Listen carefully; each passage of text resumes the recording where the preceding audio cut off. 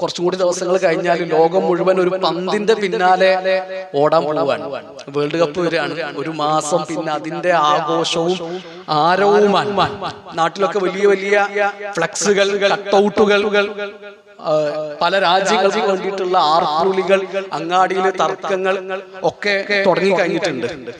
ഈ ഫ്ലക്സും കട്ടൗട്ടൊക്കെ വെക്കുന്ന ചെറുപ്പക്കാരോട്, അല്ലാത്തവരോട് ഈ പൈസ വേണല്ലോ, ഇത് വെറുതെ ഭൂമിയിൽ മുളച്ചു വരുന്ന ഒരു സംഗതി അല്ലല്ലോ. ഇതിന് ക്യാഷിന്റെ ചെലവുണ്ട്. ആ പൈസ അള്ളാഹു തന്നതാണ്.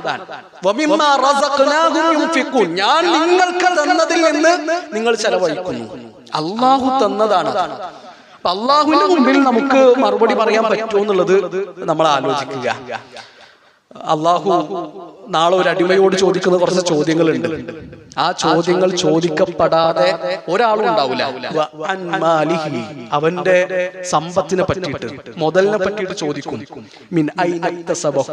എവിടെ നിന്നാണ് നീ അത് സമ്പാദിച്ചത്? എവിടെ നിന്നാണ് നീ ആ മുതൽ ഉണ്ടാക്കിയത്? എന്തിനു വേണ്ടിയിട്ടാണ് നീ ആ മുതല് ചെലവഴിച്ചത്? നമ്മൾ എന്താ പറയാ, നമ്മൾ അർജന്റീനക്ക് വേണ്ടി ഫ്ലക്സ് അടിച്ചു, കട്ടൗട്ട് ഉണ്ടാക്കി, എന്താണ് നമ്മൾ അതിന് മറുപടി പറയുക? അള്ളാഹുവിന്റെ മുമ്പിൽ നമുക്ക് ഉത്തരം പറയാൻ പറ്റുമോ എന്നുള്ളത് നമ്മൾ ശരിക്കും ആലോചിക്കുക. ഇങ്ങനെ കുറെ വെറുതെ പൈസ നമ്മളെ കയ്യിലുണ്ടെങ്കിൽ ആ പൈസ കമ്മിറ്റി ഏൽപ്പിച്ചോളൂ. ഇവിടെ സക്കാത്ത് സെല്ലുണ്ട്, പാവപ്പെട്ട മനുഷ്യന്മാരുടെ കാര്യങ്ങൾ നടക്കട്ടെ. മരുന്ന് വാങ്ങാൻ കാശില്ലാത്ത ആൾക്കാരുണ്ട്, കടം കൊണ്ട് പൊറുതി മുട്ടിയ ആൾക്കാരുണ്ട്, ഓരെ സഹായിക്കട്ടെ.